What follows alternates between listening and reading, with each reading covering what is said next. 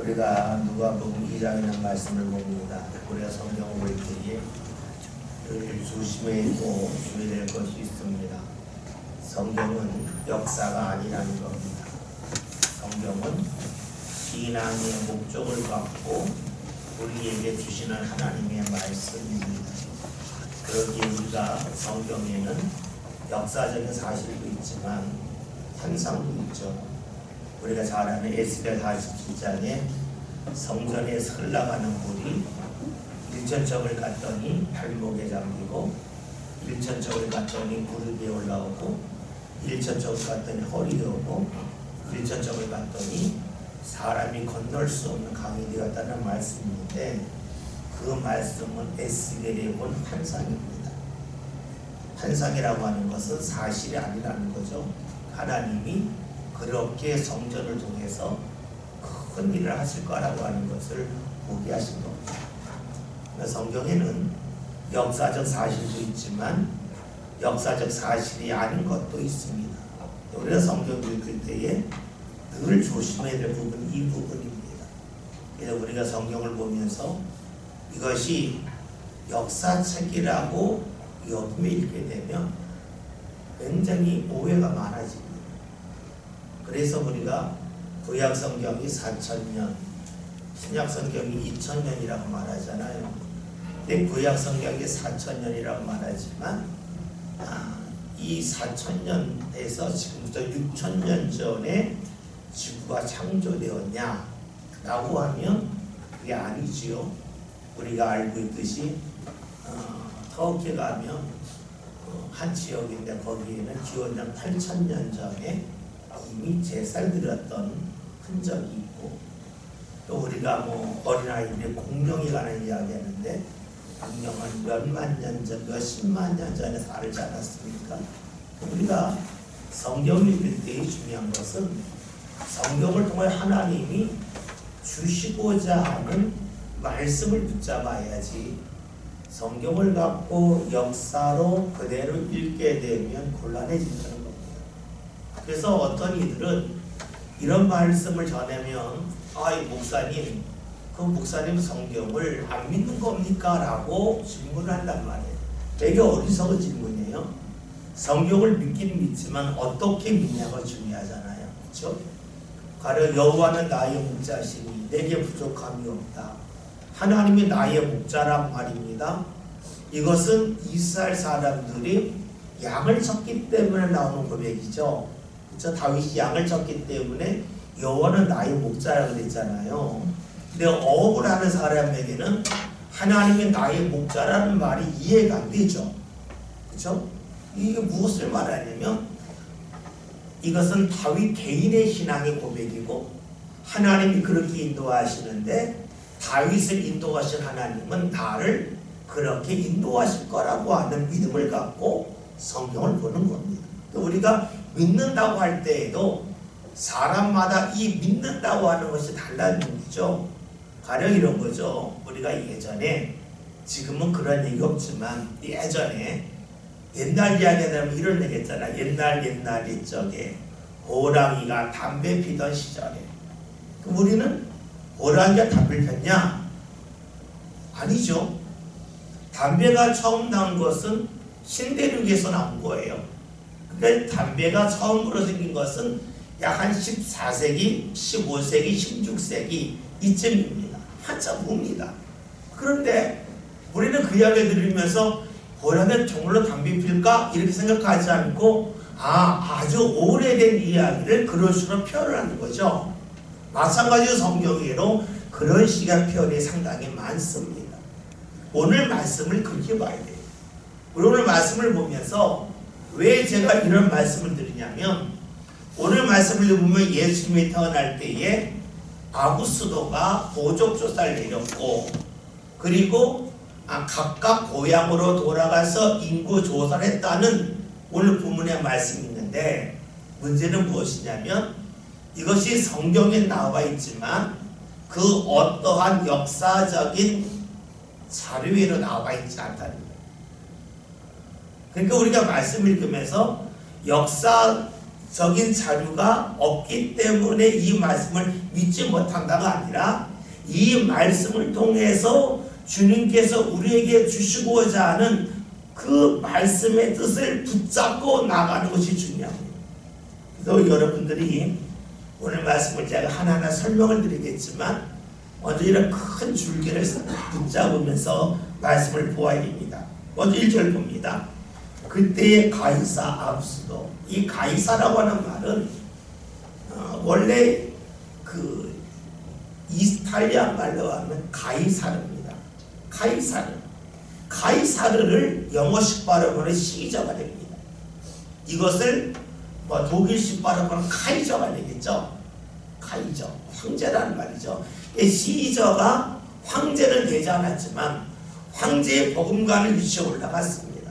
그래서 이 시저의 아들 중에서 친아들이 아니고 양자 중에 하나가 아우구스투스입니다. 이 아우구스투스를 성경에서는 아구스도라고 번역을 했습니다.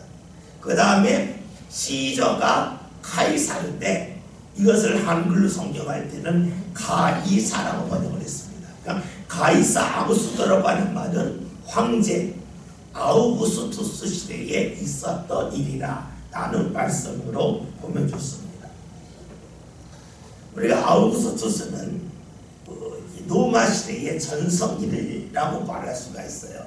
이때의 역사학자들은 어떤 말을 하냐면 그 시대가 바로 가장 평화로운 시대다. 그럼 팍스라고 하는 거가 피스라는 말이거든요.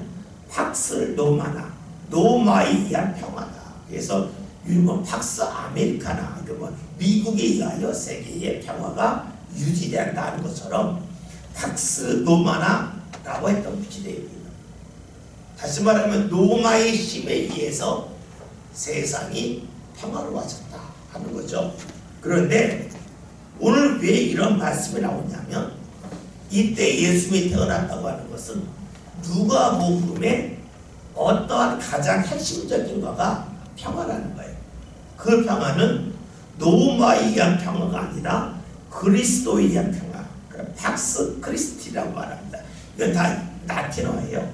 그러니까 지금 예수님이 태어났던 때가 팍스 로마가 평화를 유지했던 시대인데 이 평화는 가짜다. 진짜 평화는 그리스도 예수를 통한 평화라고 하는 것을 오늘 성경이 우리에게 암시해주고 있는 것으로 보는 것이 좋습니다. 우리가 영어로 12월을 디셈버라고 그러잖아요. 그리고 10월을 악토버라고 말하죠. 근데 원래 이 악토라고 하는 말은 8이라는 뜻이에요. 혹시 정재직 수사님은 보시는지 모르겠는데 정관수 수사님 혹시 UFC 봐요? 격투기? 그 UFC 격투기가 아닌데 이 격투기 할 때 싸우는 그곳을 옥타곤이라고 말해요. 왜 옥타곤이라고 말하냐면 우리가 예전에 권투할 때 링이 사각이었잖아요. 근데 옥타곤이라고 하는 것은 이 팔각형으로 돼 있고 그 밖걸이 시간 말하면 설사 같은 걸 해놨어요. 그래서 팔이 원래 옥tum이야. 옥타곤 할 때의 옥타곤이 팔이에요. 그런데 우리가 10월에 악토버라고 말하잖아요. 그 왜 그러냐면 우리가 시절 말할 때 줄리어스 시절이라고 말하는데 우리가 7월이 영어로 줄하이, 그거는 줄리어스, 율리어스 이런 뜻이고 8월이 뭡니까? 어거스트잖아. 이건 아우구스투스예요. 그래서 원래 10이었는데 12달로 만들 때에 그 가운데다가 시자와 아우구스를 집어넣은 거예요. 그래서 12달을 만들었어요. 그러니까 그만큼 이들의 영향력이 크다고 하는 것을 역사적으로 보여주고 있는데 오늘 성경에서 주시는 말씀은 아우구스도 시대에 인구 조사를 했다. 이때 예수님이 태어났다. 이것이 역사적 사실이 아니냐 이것을 말씀하기 위함이 아니라 아우구스도 시대에 팍스 로마의 평화가 있었는데 이 평화는 가짜다. 진짜 평화는 그리스도 예수를 통한 평화라고 하는 것을 말씀하고 있는 것이 누가복음 2장에서 보여주는 뜻으로 보는 것이 좋습니다. 그러면 로마의 평화는 뭡니까? 로마 사람들은 힘을 가지고 외부에서 공격하지 못하고 압도적인 힘을 갖고 공격하지 못하게 했죠.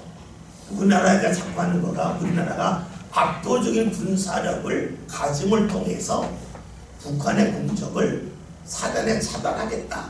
그래서 비군이 와서 압도적인 무기를 가지고 북한이 공격하는 것을 못하도록 미리 막죠. 그것처럼 로마에서도 압도적인 군사력을 가지고 공작하는 미리 막았을 때 그것이 로마의 평화입니다. 다시 말하면 힘을 가지고 유지하는 평화입니다. 그런데 성경의 평화는 다릅니다. 예수님의 평화는 무엇입니까? 철저하게 섬김을 통하여 주시는 평화입니다. 이 평화의 특징이 있죠. 평화를 위해서 정의가 없어지는 것도 아니고 사랑이 무시되는 것도 아닙니다.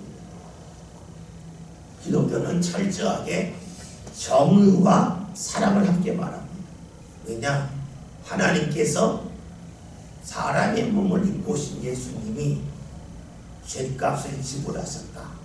죄에 대하여 반드시 물으신다. 이게 정의죠. 그러나 버리지 않고 품으셔서 하나님 품에 안기게 하죠. 이게 사랑이죠. 그래서 기독교의 특징은 철저하게 정의를 무시하지도 않고 사랑을 버리지도 않습니다. 사람은 정의를 붙잡으면 사랑을 버려요. 사랑을 붙잡으면 정의를 버립니다. 그런데 하나님 안에서는 정의와 사랑이 하나가 됩니다. 그것이 바로 십자가입니다. 그리고 그것이 우리의 삶에 평안을 줍니다. 그래서 우리가 주님을 믿을 때 일어나는 현상이 뭡니까? 그것은 자신감입니다. 내가 죄인이지만 하나님이 나를 구원하셨다 하는 것 때문에 자신감이 있습니다. 그러나 또 하나가 있습니다. 겸손함이 있습니다. 왜냐하면 내가 죄의 문제를 해결한 것이 아니라 주님이 해결하셨기 때문입니다. 그래서 기독교인의 특징은 자신감이 있지만 겸손하다는 겁니다. 자신감이 있어서 남 앞에서 구원한 것이 아니라 하나님이 나를 사랑하셨기에 나는 자신감이 있고, 그런데 내가 사랑받을 때에 내가 정의를 실현하는 것이 아니라 주님이 대신하셨기 때문에 우리는 겸손하다. 이것이 기독교의 특징입니다. 다른 종교에서는 이것이 없습니다. 이것이 일어날 수가 없습니다. 정의 문제를 붙잡게 되면 사랑의 문제가 해결이 안 되고, 사랑을 붙잡으면 정의 문제가 해결되지 않죠. 오직 주님만이 하십니다. 그런데 오늘 누가복음에서는 지금 예수님이 아구스도 시대의 태어남을 통해서 로마에 의한 평화, 박스 노마나 시대에 예수님이 태어남을 통해서 그 평화가 거짓된 것이고 진짜 평화는 주님을 통하여 형성된다고 하는 것을 보여준다고 하는 것이 누가복음 2장의 출발로 보는 게 좋습니다. 3절에는 말씀, 4절에는 말씀을 보면 모든 사람이 모적하여 각각 고향으로 돌아가매 요셉도 다윗의 집 축소팀으로 갈릴리 나사렛 동네에서 유다를 향하여 베들레헴이라는 다윗의 동네로 갔다는 겁니다. 근데 이것도 역사적으로 증명할 수 없습니다. 그래서 중요한 것은 무엇이냐면 예수님이 다윗의 후손으로서 이 세상에서 활동하셨는데 다윗의 고향이 어디입니까? 베들레헴입니다. 베들레헴은 예루살렘 바로 아래입니다. 반면에 나사렛은 예루살렘에서 100km 이상 위로 올라가야 됩니다. 그러니까 나사렛에서부터 베들레헴까지는 상당히 멀죠. 우리가 1장을 보면서 엘리사벳이 세례 요한을 출생한 곳이 엔케림이라고 그랬어요. 엔케림은 어디냐면 예루살렘에서 가장 남쪽입니다. 그 아래가 베들레헴입니다. 그러니까 상당히 나사렛에서부터 베들레헴은 먼 곳이죠. 그런데 예수님이 태어날 때에 베들레헴에서 태어나셨다고 하는 것은 바로 예수님이 이 세상에 왕으로서 오셨다고 하는 것을 우리에게 말씀한다고 보는 게 좋습니다. 왜 이렇게 말씀을 드리냐면 여러분들이 믿지 않은 사람들을 만났을 때에 성경에 있는 것이 성경에만 있고 다른 책에는 없기 때문에 믿을 수 없다고 말할 수도 있어요. 우리에게 중요한 것은 이것이 역사적 사실이라 라고 하는 것을 계속 주장해서 말싸움하고 논쟁거리를 만들 것이 아니라 주님이 이런 말씀을 통해서 우리에게 주시는 것은 예수님을 통한 평화가 일어날 것을 태어날 때부터 알려주셨고 그 평화를 이루실 때에 이 세상을 통치하는 왕으로서 오셨다고 하는 것을 말씀한다고 하는 것이 좋을 겁니다. 5절, 6절, 7절에는 말씀을 보면 이제 보적을 조사하러 마리아와 함께 같이 베들레헴에 갔는데 그때 아직까지 임신했지만 출산하지 않아서 해산할 때가 되었고 그리고 베들레헴에 가서 출산을 하는데 그때 여관에 빈방이 없어서 이제 구유에 아이를 낳아 놓았다 하는 말씀입니다. 먼저 우리가 이 말씀을 그냥 그대로 읽을 수가 있죠. 사람들이 보족조사하러 고향에 왔다.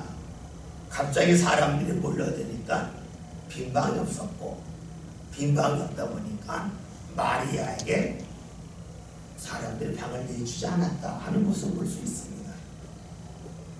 예전에 지금 고인이 되셨지만 김선도 목사님이 설교를 할 때에 참 예화를 참 뭐라고 감동적으로 전하셨어요. 그 목사님의 설교 중에 제가 예전에 시골성 목회할 때 다른 무슨 테이프를 빌려다가 쌓아놓고 들었던 적이 있어요.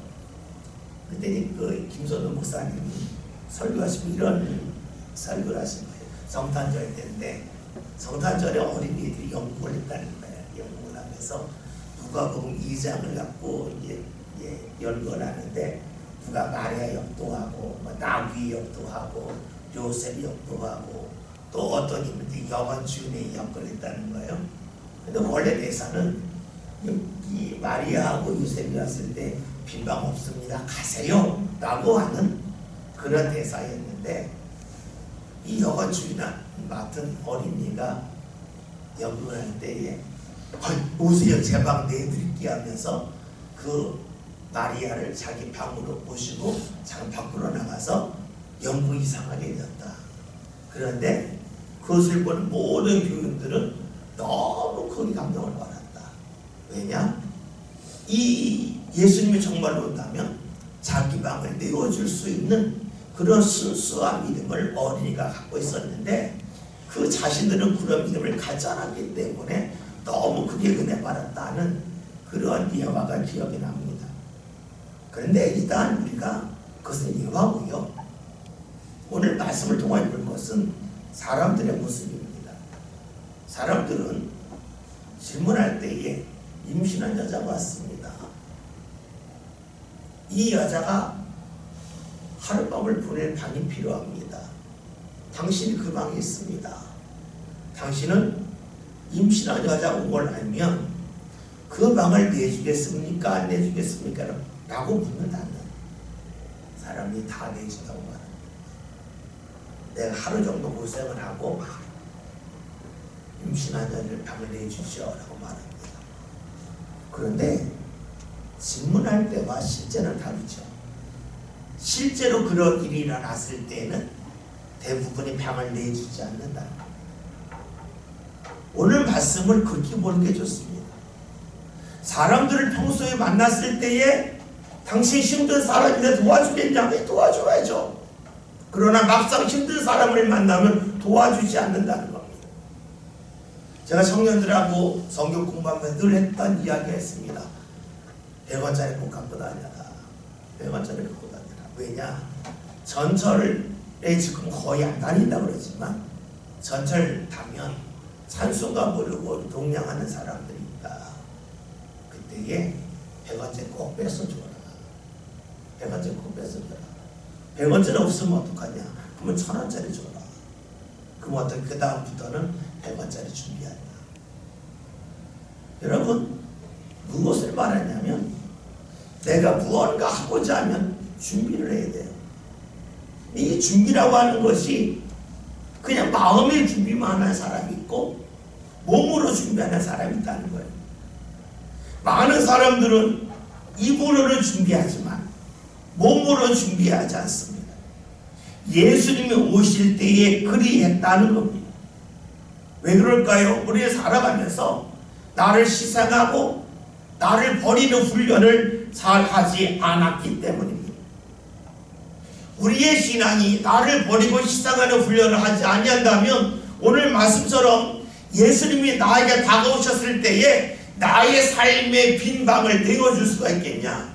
빈방이 없다고 하면서 예수님을 내어줄 수 있다는 겁니다. 이것은 우리의 몸이 들어가는 공간만을 말하는 게 아닙니다. 우리의 생각의 방이 있습니다. 우리의 마음의 방이 있습니다. 거기에 무언가 다 채워져 있습니다. 채워져 있는데 주의 말씀이 들어왔습니다. 말씀이 들어왔을 때에 내 생각이 빈방이 없습니다. 내 마음이 빈방이 없습니다. 그러니 말씀을 받아줄 수 없습니다 하면서 우리는 내칠 수 있습니다.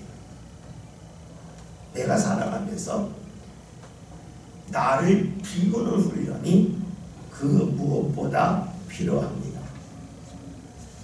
우리가 버린다, 포기한다, 이것은요 머리 너무 잘 나옵니다. 그러나 그것이 몸에 배고 삶에 자리 잡는 건 쉬운 일이 아닙니다. 우리 그렇잖아요. 운동을 배운다, 악기를 배운다 할 때에 가르치분이 설명해 주면 머리로 다 합니다. 근데 문제는 머리로 아는 것을 실행하려고 하면 상당히 많은 훈련이 있어야 됩니다. 듣는 것은 순식간이에요. 그러나 그것이 내 것을 자리 잡기까지는 많은 시간이 필요합니다. 하나님의 말씀도 역시 그럽니다. 신앙의 출발이 어디 있을까요? 신앙의 출발은 우리가 아브라함을 통해 볼 수 있어요. 창세기 12장 1절 함께 봅니다.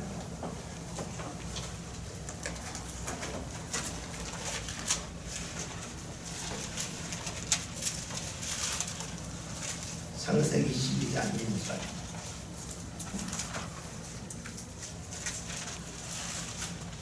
구약 3년 14년 함께 했습니다. 여호와께서 아브라함에게 이르시되 너는 너의 고향과 친척과 아비의 집을 떠나 내가 네게 보여줄 땅으로 가라. 아멘. 하나님께서 아브라함에게 주신 말씀은 뭐냐면 떠나라는 겁니다. 신앙의 출발은 떠남입니다. 어떤 떠남입니까? 내가 좋다고 여기는 그 자리입니다. 그 자리이지만 주님의 말씀 때문에 거기를 떠나는 것이 신앙의 출발입니다. 많은 이들이 이 아브라함 시대에 아브라함이 살고 있던 그 우르 지역, 갈대아 우르 지역, 하란 지역을 어떻게 설명하냐면 무척이나 기름진 곳으로 문명이 가장 발달한 곳이라고 말합니다. 이것은 고고학자들이 출토한 유물을 봐도 분명히 드러납니다. 그런데 하나님께서 거기를 떠나가셨습니다. 그런데 우리가 읽은 성경과 원래 성경은 좀 차이가 있다고 그럽니다. 원래 성경이 이렇게 나와 있답니다. 여호와께서 아브라함 말씀에 너는 너를 위하여 너의 고향과 친척과 아비의 집을 떠나라.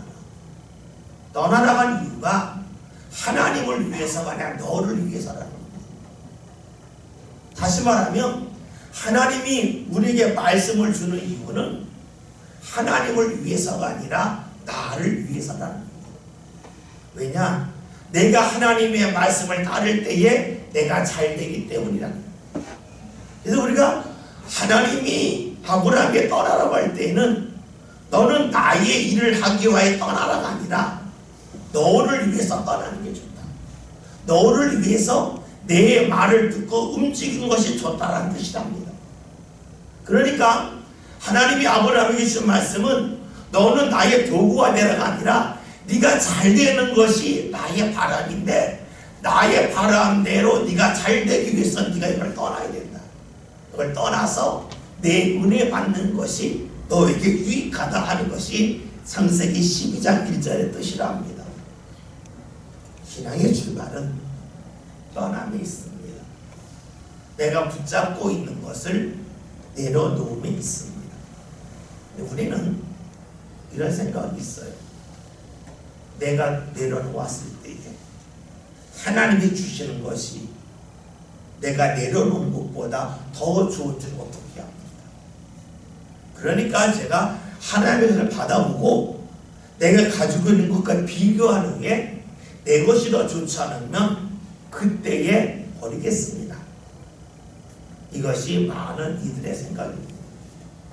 그런데 하나님은 우리에게 그렇게 다가오지 않습니다. 내 것을 받고 너희 것과 비교하라고 말씀하지 않습니다. 왜냐하면 하나님의 것은 우리가 제대로 보지 못하기 때문입니다. 우리가 마태복음 13장에 나와 있는 천국은 밭에 감춰진 보화와 같다는 거예요. 그냥 밭이에요. 안 좋은 밭 같아요. 내 밭이 더 좋아 보여요. 왜냐? 하나님의 은혜가 감춰진 것을 보지 못하기 때문에. 하나님이 나에게 허락하신 자리가 내가 붙잡는 자리에 뭐라 안 좋아 보인다는 거예요. 왜냐? 하나님이 주시는 그 은혜가 감춰진 보물과 같아서 내 눈에 안 띄기 때문이에요. 그래서 우리가 보고 나서 비교하고 나면 붙잡는다? 불가능하다는 거예요. 신앙은 무엇일까요? 떠남입니다. 오늘 말씀대로 하면 예수님이 다가오셨을 때에 내 방을 내어드리는 겁니다. 그런데 사람들이 그것을 하지 못합니다. 그래서 예수님이 구유에 두였다 하는 말씀이 오늘 부분에 있습니다. 오늘 우리에게 필요한 것은 무엇일까요? 그것은 하나님을 믿는 겁니다. 하나님을 믿는다고 하는 것은 하나님이 내게 주시는 것이 내가 지금 붙잡고 있는 것보다 좋다는 겁니다. 그래서 내 것을 버리고 주의 것을 붙잡을 수 있는 그런 믿음이 우리에게 필요합니다. 다시 말하자면 내가 있는 방이 있는데 주님 오셨을 때에 내 방을 내어드리는 것이 중요하다는 겁니다. 이 방은 앞에서 언급했던 것처럼 내가 살고 있는 집을 말하는 것이 아니라 내 마음의 방, 내 생각의 방을 주를 향하여 내어드릴 수 있는 그런 모습이 필요함을 말씀합니다. 우리가 생각하기에 따라서 그리고 마음의 초점을 어디 맞추느냐에 따라서 내가 주님 앞에 나올 수도 있고 나오지 못할 수도 있습니다. 여러분들이 주님에게 초점을 먼저 맞춘다면 내가 하는 일의 순서가 바뀔 겁니다. 그리고 그것에 따라서 내 방을 내어드릴 수가 있겠죠. 그런 일 함께 할 수 있는 저와 여러분이 꼭 되었으면 좋겠습니다. 오늘 말씀 누가복음 2장 1절부터 7절에는 말씀을 보았습니다.